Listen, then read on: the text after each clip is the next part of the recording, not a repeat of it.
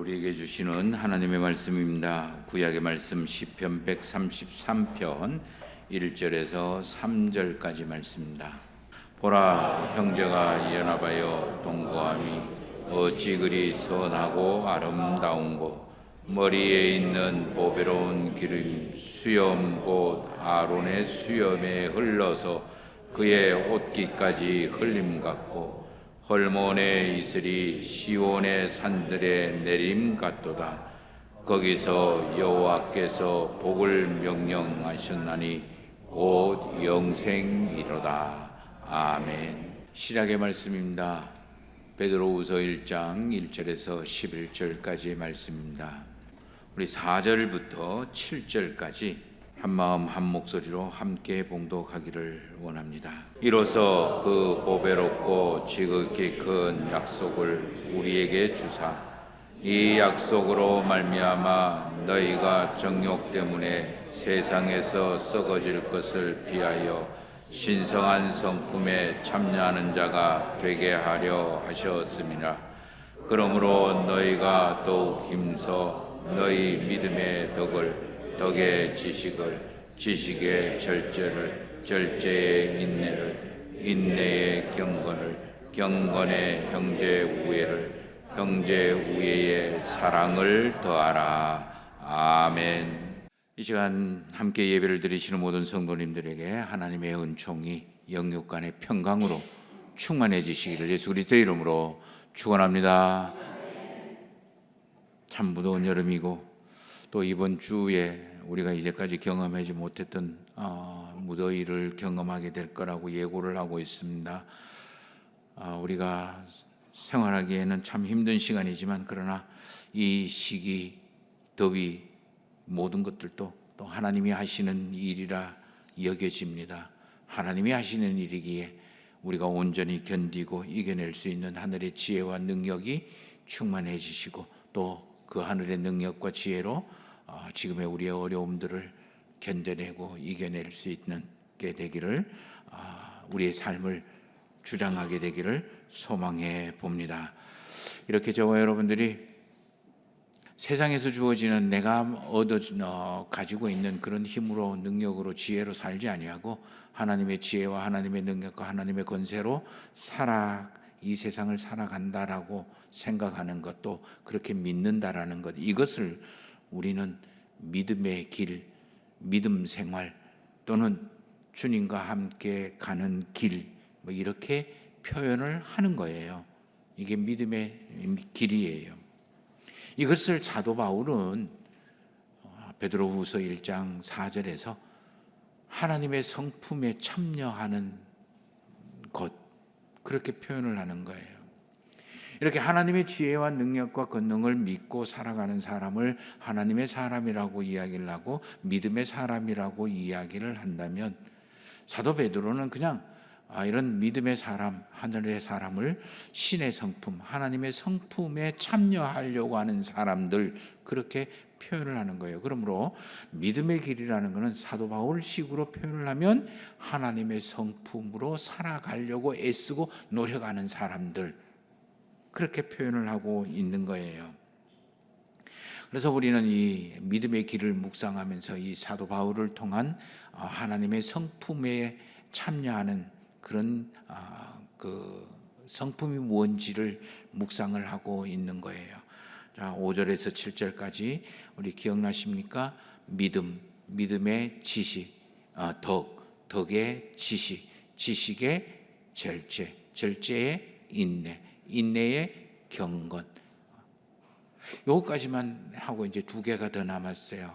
2개가 더 남았는데 형제 우애와 그리고 사랑이 남아 있습니다. 근데 이 모든 것들이 우리가 도달해야 될 과제, 숙제 또는 목표이고 살아가는 방법이지만, 달리 표현하기를 뭐라고 표현을 합니까? 하나님의 성품이라고 표현해요. 그러므로 이런 모든 것들은 하나님이 저와 여러분들을 대하는 자세, 방법, 태도, 품성이라는 거예요. 그래서 믿음의 길은 하나님이 나를 대한 모습으로 내 주변에 있는, 내 옆에 있는 사람들을 대하고 그렇게 살아가고 그렇게 살아가려고 애쓰는 것, 이거를 믿음의 길이라고 베드로는 설명을 하고 있는 거예요. 우리 경건까지 묵상을 했는데 오늘은 경건에 더하여 다음 나오는 형제 우애에 관한 이야기를 묵상하고자 합니다. 형제 우애라는 말은 무슨 뜻일까? 두 단어가 합쳐졌어요. 먼저 형제라는 단어죠. 국어사전을 찾아보니까 형과 아우를 일컫는 말, 또는 그보다 조금 크게 형제와 또는 자매와 남매를 통틀어서 일컫는 말, 또는 세 번째 하나님을 믿는 신자들끼리 스스로 일컫는 말, 이렇게 표현을 하고 있는 것 같아요. 형제라는 말을 우리가 지금 모르는 바는 아니죠. 그다음에 우애라는 말이 있습니다. 우애라는 말을 국어사전에 찾아보니까 형제간 또는 친구간에 서로 사랑이나 그리고 아껴주는 그런 감정을 가지고 있는 상태, 정분, 이런 뜻으로 표현을 합니다. 근데 형제 우애라고 한 단어로 이렇게 엎쳐서 합해서 국어사전을 찾아보면 안 나와요. 그런 말은 없어요. 그래서 형제라는 말하고 우애라는 말, 그래서 형제는 관계를 말하고 우애는 태도, 상태 또는 자세를 이야기하는 거예요. 그래서 형제 우애는 좋다 아니면 나쁘다, 또는 그저 그렇고 그렇다, 그런 식으로 표현이 되어지는 거예요. 형제 우애가 뭐다라고 표현이 되어지는 않고 형제 우애가 좋다 아니면 나쁘다, 또는 좋은 것도 아니고 나쁜 거 아니고 그저 그렇다, 이런 식으로 상태나 자세나 방법들이 표현되어지는 게 형제 우애라는 말이에요. 그러므로 저는 이 형제 우애라는 말을 이렇게 표현을 하고 싶어요. 내가 내 옆에 있는 사람을 대하는 태도가 사랑과 애틋함과 존중과 인정하는 태도, 자세, 또는 그거 인정하려고 애쓰고 노력하는 그런 방법, 이것을 형제 우애라고 표현을 하고 싶은 거예요. 근데 말이 좀 어려워요. 그래서 이 두 단어를, 없는 단어를 합쳐가지고 이렇게 하는데 좀 의문이 들었어요. 사도 베드로는 하나님의 품성에 참여하면서 살아가는 게 믿음의 길이라고 표현을 하면서 하나님의 품성은 이런 겁니다 라고, 그래서 이런 길을 참여하십시오, 믿음, 덕, 지식 이런 거 쭉 이렇게 나열을 하는데 그 끝부분에 형제 우애라는 걸 넣었어요. 무더위라고 폭염주의보가 지금 내리고 있습니다. 그런데 우리가 흔히들 생각해도 하나님의 성품, 품성이라고 하면 형제 우애보다 말고 다른 단편적인 품성들이 너무너무 많아요. 오늘 우리가 5절부터 7절까지 언급 안 된 겸손도 그렇고, 그다음에 하나님의 자비도 그렇고, 그리고 긍휼도 그렇고, 그다음에 인자하심, 신실하심, 얼마나 중요하고 얼마나 많은 그런 하나님의 품성의 단편들이 있는데 하필이면 이 형제 우애를 넣어놨을까? 왜 이런 형제 우애를 위해서 살아라고 이야기할까? 애써라고 이야기할까? 딱 한마디로 이야기하면 이게 정말 어려운 거다라는 거예요. 에이, 그게 어려워요 라고 이야기하지만 안 그래요. 우리나라 속담에도 사촌이 땅을 사면 배가 아프다고 그래요. 내 옆에 있는 사람, 멀리 있는 사람, 나하고 상관없는 사람, 한 동네 살아도 나하고 상관없는 사람, 우리 땅을 사면 배 안 아파요. 부러울 따름이죠. 잘 됐네, 아이고야, 좋다, 그 정도이지. 배 아파가지고 속 쓰리질 정도는 아니에요. 그런데 사촌이 땅을 사면 배가 아파요. 근데 별로 뭐 잘 사는 것 같지도 않고 뭐 바르게 사는 것 같지도 않고 선하게 사는 것 같지도 않고 뭐 하나님도 믿는 동 마는 동 어떨 때는 하나님보다는 지 배를 더 챙기는 저 사촌이 로또가 당첨됐어요. 그럼 내 속이 완전 뒤틀려가고 한 일주일 잠 못 잘 거예요. 근데 뭐 살아가는 모습을 전혀 모르고 심지어 다른 사람 거 빼앗으면 나쁜 짓만 골라 하는 사람이 로또가 당첨됐어요. 그러면 이제 지나가는 말로 하나님 뭐 하시는지 몰라, 저런 사람들에게 돈 빼락 주고 내 같은 사람에게 왜 돈 안 주지? 하면서 그냥 지나가는 말로 그렇게 하지만 배 아파 똘똘 굴지는 않아요. 왜 그럴까? 왜 그럴까? 이 형제지간에는요, 칭찬과 축복과 그리고 격려와 위로보다는 시기와 질투, 그리고 비교, 그리고 깎아내림이 훨씬 더 많기 때문이에요. 우리 뭐 살아가는 우리 집이나 아니면 우리 뭐 살아가는 우리 세상의 이야기만 그런가 싶어서 성경을 자세히 들여다봤어요. 그러니까 성경에도 무수히 많은 이 형제 이야기가 나오는데, 물론 자매도 포함되는 거예요. 형제 이야기가 나오는데 놀랐어요. 거의 90%가 나쁜 이야기만 있어요. 좋은 이야기 하나도 없어요. 형제 이야기에. 제일 첫 번째 형제 누굽니까? 가인과 아벨이에요. 서로 못 죽여서 안달냈던 그런 사람. 결국 죽이잖아요. 그 다음에 아브라함의 아들 이스마엘과 이삭, 서로 시기하고 질투하고 결국 같이 못 살고 쫓겨나야 돼요. 아브라함의 아들 이삭의 아들 에서하고 야곱, 서로 못 죽여갖고 안달나고 끝까지 싸우고 있는 거예요. 야곱의 아들 요셉과 루벤, 시므온, 유다, 레위들 죽이자 팔자 시기하고 질투하고 그 앞에 어깨에 힘주고 자랑질이나 하고 그렇게 살아가요. 모세, 그 유명하던 모세, 그 누나 미리암, 물론 미리암이 살리기는 했지만 미리암, 그 형 아론, 서로 도움 주고 협력하고 그리고 동력하는 그런 관계이지만 출애굽을 하면서 미리암과 아론이 모세, 니만 하나님 만나나 우리도 하나님 만나다, 니만 대접받나 나도 대접받자 그러면서 덤벼드는 거예요. 깎아내리는 거예요.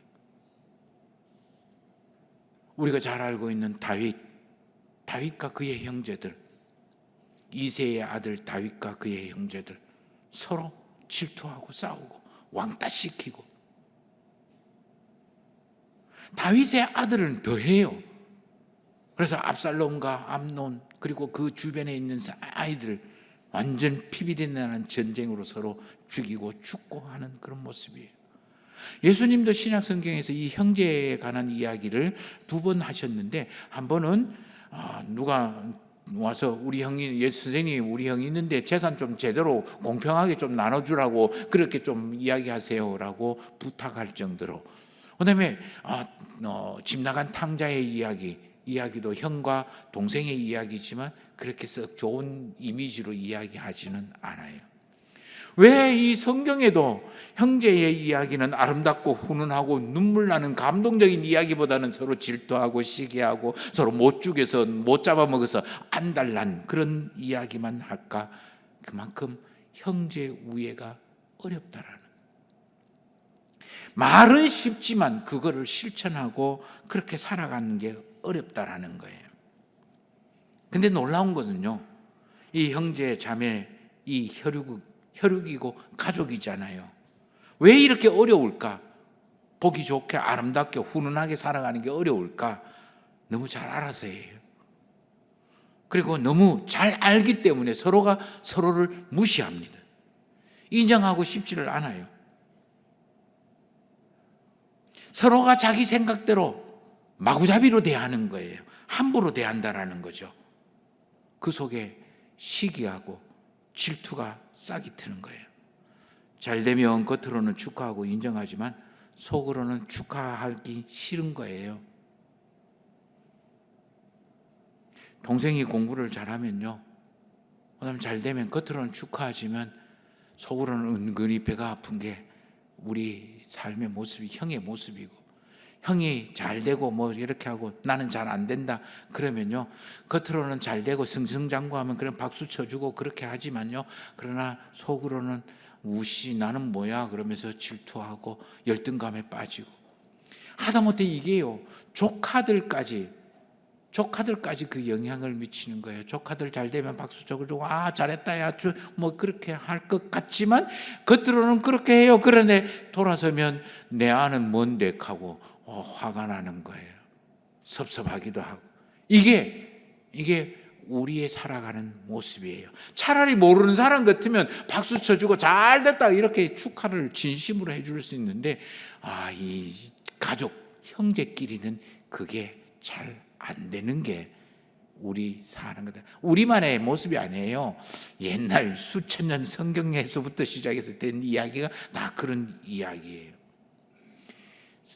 때로는 열등감과, 때로는 교만, 때로는 업신여김과, 때로는 짓누름, 때로는 주눅이 들어서 꼼짝하지 못하는 사이, 형과 아우의 사이, 그래서 때로는 무관심하기도 하면서 때로는 가슴이 아픈 그런 사이, 아주 독특한 관계가 이 형제 관계예요.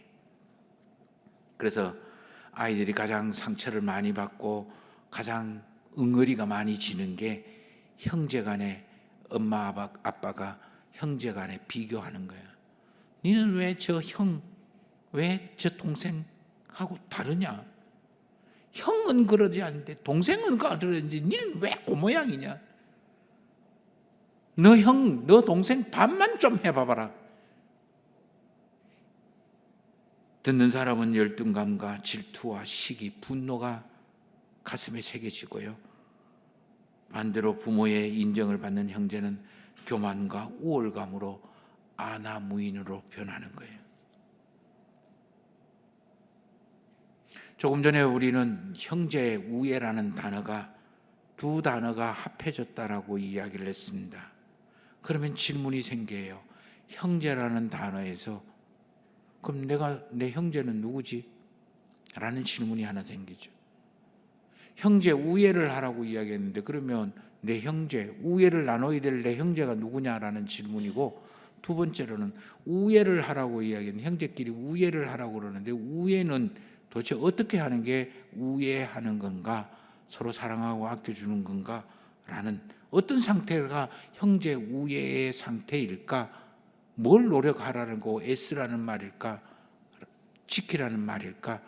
이런 질문 두 가지가 들은, 이 질문에 대한 두 가지의 질문이 바로 형제 우애의 핵심이 될 수 있는 거예요. 이 답을 우리는 창세기 4장에서 찾아보고자 하는 거예요. 창세기 4장에 보면 첫 번째 형제 가인과 아벨의 둘 사이의 일들이 이야기가 나옵니다. 아시다시피 형 가인이 동생 아벨을 밭으로 데리고 가서 죽이는 그런 사건이에요. 이때 하나님이 가인을 찾아와서 두 가지 질문을 합니다. 하나는 4장 9절 말씀에 여호와께서 가인에게 이르시되 내 아우 아벨이 어디 있느냐? 그러자 가인이 대답하기를 난 모릅니다. 내가 아벨을 지키는 사람입니까? 그렇게 따집니다. 그러자 4장 10절에서 하나님이 가인에게 이야기합니다. 네 아우 아벨에게 무슨 짓을 했느냐? 무슨 일을 했느냐? 라고 묻습니다. 하나님이 창세기에 처음 사람에게 세 가지 중요한 질문을 던집니다. 그게 우리 성경 끝까지 요한계시록 지금까지 우리에게 던지는 질문이에요. 이 질문은 우리가 반드시 기억하고 있어야 되는 질문이에요. 하나님이 아담 보고 네 어딨노? 그렇게 질문합니다. 첫 번째. 두 번째, 가인에게 네 아우 어딨냐? 라고 질문이고, 세 번째, 네 아우에게 무슨 짓 했냐? 이 세 가지 질문이에요. 이 질문은요, 저와 여러분들의 세상살이에서, 인생살이에서 가장 중요한 질문이고 기본적인 질문이고 필요한 질문이에요. 그리고 가장 오래된 질문이고, 매일매일 저와 여러분들이 스스로 묻고, 내 지금 어디 있지? 그거 바꾸면 돼요. 내 지금 어디 있지? 내 옆에 형제는 어디 있지? 내 형제에게 지금 뭐하고 살지? 나를 물어보는 질문이에요. 이것을 베드로가 신의 성품으로 형제우애라는 말로 첨가한 이유이고, 신의 성품에 형제우애라는 답을 하는 이유입니다. 하나님이 가인에게 물으신 이 두 개의 질문 중에 첫 번째, 너 아우 아벨이 어디 있느냐라는 말은 좀 바꾸면요, 너의 형제가 어디 있느냐, 그리고 너의 형제가 누구라고 여기느냐, 그런 질문이에요. 너 형제가 누구이냐라는 그 질문은 아주 쉽게 답을 구할 수가 있어요. 네 아버지 어머니가 누구? 그래서 내 아버지 어머니에 대한 답과 내 옆에 있는 사람의 아버지 어머니, 네 아버지 어머니가 누구냐라는 답이 일치가 되어지면 형제예요. 이해가 되죠? 내 형제 자매가 누구냐고요? 누군지도 모르는데 어디 있는지 어떻게 알겠습니까? 그 물음에 대한, 하나님의 물음에 대한 답, 가장 중요한 답이, 해결 방법이, 내 아버지는 아무개입니다. 우리 형님도, 형님 아버지는 아무개입니다. 내 동생도, 우리 아버지는 아무개입니다. 그 답이 같으면 형제라는 거예요. 근데 신비로운 거는, 이 형제는 내가 선택하거나 고를 수가 없어요. 내 생각과 내 계획과 내 취향과 내 의사와 상관없이 일방적으로 나에게 주어지는 게 형제예요. 그러므로 내 선호도나 내 취향과는 상관없이 나는 받느냐 노하느냐, 예스냐 노냐, 그것만 우리에게 있는 거예요. 내가 있는 그대로 인정하고 존중하고 형제로 받아 인정하느냐, 아니면 얘는 내 형제가 아니에요 라고 잘라내는가, 그것만 있다라는 거예요. 그렇기 때문에 형제 우애는 있는 모습 그대로 나에게 받아들이면 그게 형제 우애가 있는 거고, 이것은 아니에요라고 잘라내버리면 내 형제 우애가 없게 되는 거예요. 못나면 못난 대로, 잘나면 잘난 대로, 아프면 아픈 대로 그대로 받아들여.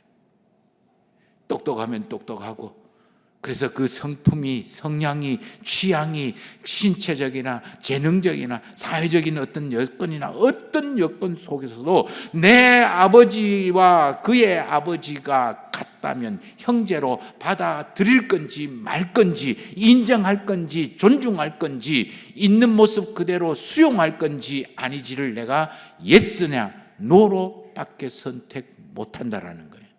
그래서 예스로 이야기할 때 그때는 내게 형제 우애가 있는 거고, 노라고 대답을 할 때 나에게는 형제 우애가 없으시는 거예요. 그러면 두 번째 질문이에요.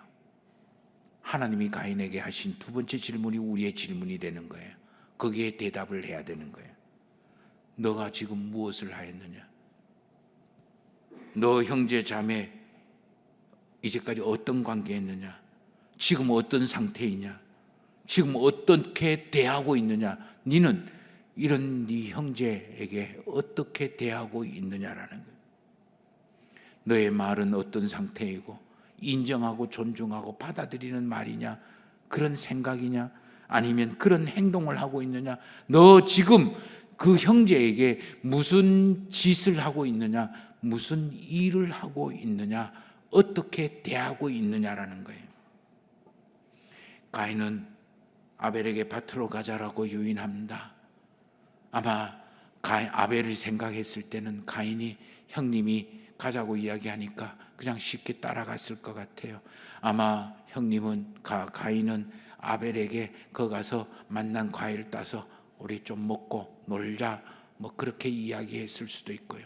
가인은 아벨에게 번지르한 이야기를 했을 거고, 아벨은 가인의 말 형님이기 때문에 철떡같이 믿었고 나갔을 수도 있을 거예요. 그러나 가인의 속마음은 전혀 아닌 거예요.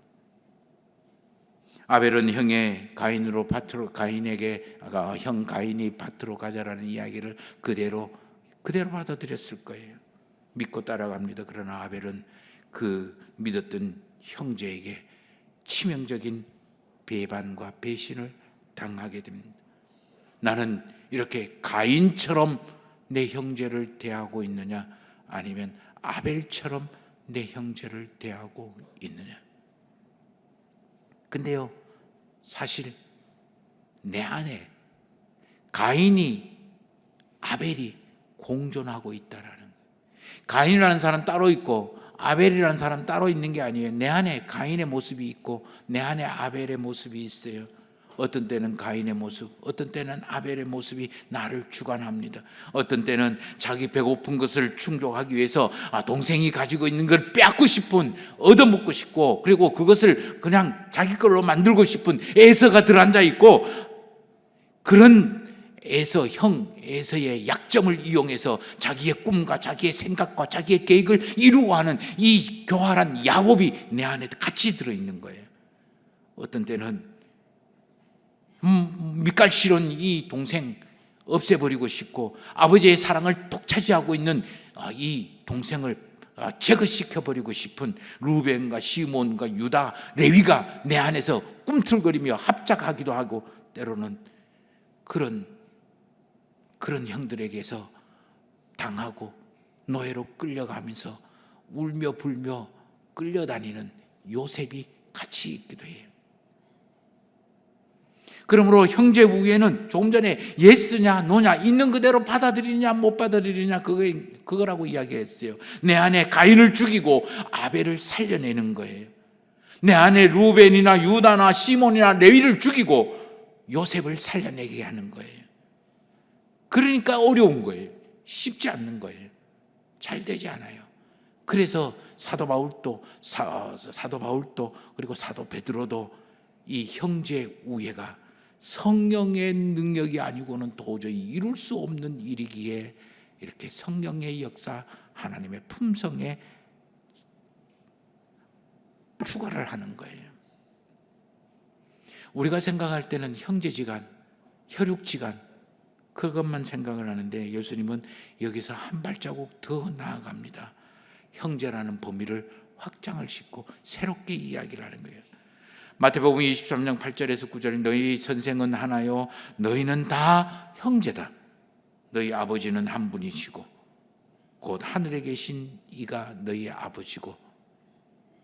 마가복음 3장 35절에 누구든지 하나님의 뜻대로 행하는 자가 내 형제요, 내 자매고 내 어머니다, 그렇게 표현을 하는 거예요. 그래서 히브리서 2장 11절에서 거룩하게 하신 이와 거룩하게 함을 입은 자들이 다 한 근원에서 나왔다. 그러므로 형제라 부르기를 부끄러워하지 않는다라고 이야기를 합니다. 그러고 보니까 우리는 육신적인 세상적인 혈육관계 그것만 가지고 생각을 하는데, 하나님은 영적인 관계도 형제라고, 형제의 그 울타리에 넣어야 된다라고 이야기를 하는 거예요. 조금 전에 누가 내 형제냐라는 질문은 너 아버지가 누구냐라고, 너 어머니가 누구냐라는 질문의 대답이 같으면 그게 형제라고 이야기했어요. 저도 우리 아버지 하나님이라고 이야기합니다. 우리 장로님도 우리 아버지 하나님이라고 이야기하고, 우리 저 유치부에 있는 아이들도 우리 아버지 하나님이라고 이야기하고, 그러면 우리 모두가 다 뭐예요? 형제가 되는, 영적인 가족이 되는 거예요. 그래서 사도 요한은 요한일서 3장 14절에서 15절 말씀에 우리가 서로 형제를 사랑함으로 사망에서 생명으로 옮겨졌다. 형제를 사랑하지 않는 자는 여전히 사망에 머물러 있는 사람이다. 형제를 미워하는 자는 살인하는 자니 살인하는 자마다 영생이 없는 사람이다. 생명이 없는 사람이다. 그렇게 표현을 하는 거예요. 야고보는 우리에게 한술 더 떠서 이렇게 이야기합니다. 보이는 네 형제도 사랑하지 못하는 게 보이지 않는 하나님을 사랑한다? 웃기는 소리 하지 마. 그렇게 이야기하는 거예요. 그래서 이 하나님은, 사도 베드로는 이 형제 우애라는 이 상태, 상황, 모습, 자세를 성령 하나님이 역사하시는 하나님의 품성으로 이야기하는 거예요. 오늘 우리가 읽은 구약의 말씀 시편 133편 1절에서 3절까지의 말씀, 1절 말씀 뭐라고 이야기합니까? 형제가 연합하여 동거하는 게 선하고 아름답다. 근데 놀라운 건요, 3절 말씀 마지막에 가면 거기에 어디에요? 형제가 연합하고 동거하는 거기에 하나님이 복을 명령하던, 복을 심어 놓으셨다.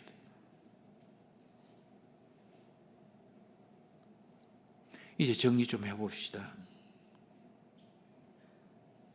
저와 여러분들이 애쓰고 노력해야 되는 하나님의 품성리 중에 하나가 바로 형제 우애예요.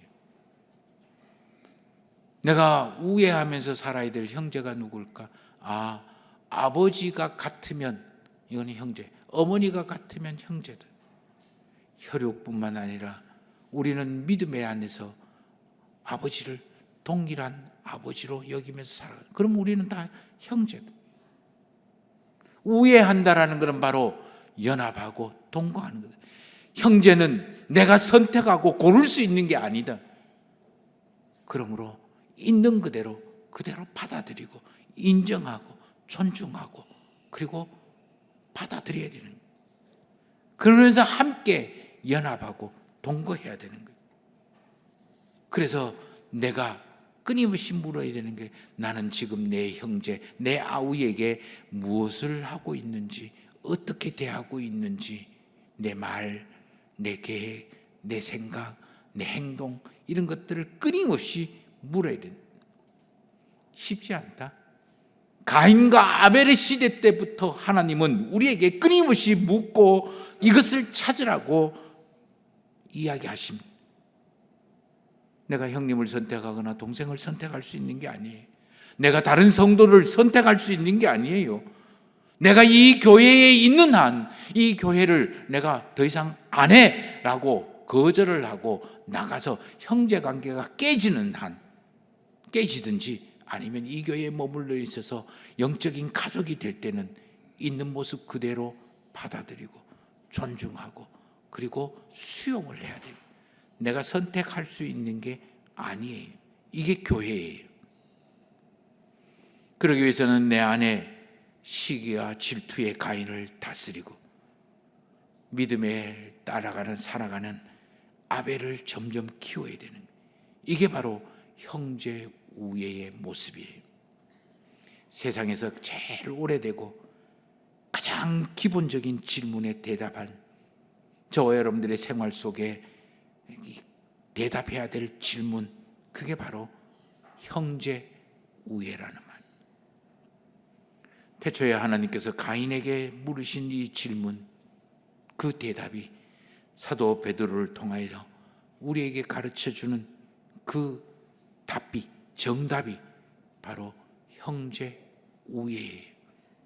왜 하나님이 시편 133편에 거기에 선하고 아름다운 모습이 있는 거기에 복을 두셨는지 이제야 이해가 되는 거예요. 참 어려운 숙제예요. 그러나 어려운 숙제이기 때문에 이 길을 걸어가야 됩니다. 애써야 됩니다. 하려고 해야 됩니다. 처음에 말씀을, 서두에 말씀을 드렸습니다. 이 하나님의 성품은 하나님이 저와 여러분들을 죄인이든 의인이든 선하든 악한 짓을 했든 잘하든 못하든 그대로 받아들이고 그리고 수용을 하고 그대로 안아주는 것처럼 하나님을 아버지로 모시는 저와 여러분들이 내 옆에 있는 형제들을 선하든 악하든 죄인이든 의인이든 내인데 잘 해주든 잘 해주지 않든 내인데 못되게 하든 내인데 선하게 하든 내가 그냥 받아야 되는, 인정하고 존중하고 그래 뭐 어쩌겠노, 내가 그 아픔을 감내하고 감당해 나가는 것, 그게 형제 우애예요. 하나님이 저와 여러분들을 받은 것처럼 내 옆에 있는 교인 성도들을 있는 그대로 모습으로 성질 급한 사람, 성질 느긋한 사람, 꼼꼼한 사람, 덜렁덜렁거리는 저것처럼 덜렁덜렁거리는 사람 다 그대로 받아들여야 돼. 니 왜 그러냐고 이 지적질하고 손가락질하고 그러면 때려쳐 그렇게 이야기해서는 형제가 아닌 거예요. 저와 여러분들의 삶이 그래서 어려운 거예요. 하나님은 지금 저와 여러분들에게 묻습니다. 너 형제 어디 있어? 니는 너 형제에게 무슨 짓 하면서 살아가? 거기에 사도 베드로는 형제 우애라는 대답을 내놓습니다. 그거를 이루기 위해서 애쓰고 노력을 할 때 저와 여러분들은 믿음의 길을 가게 되는 거예요.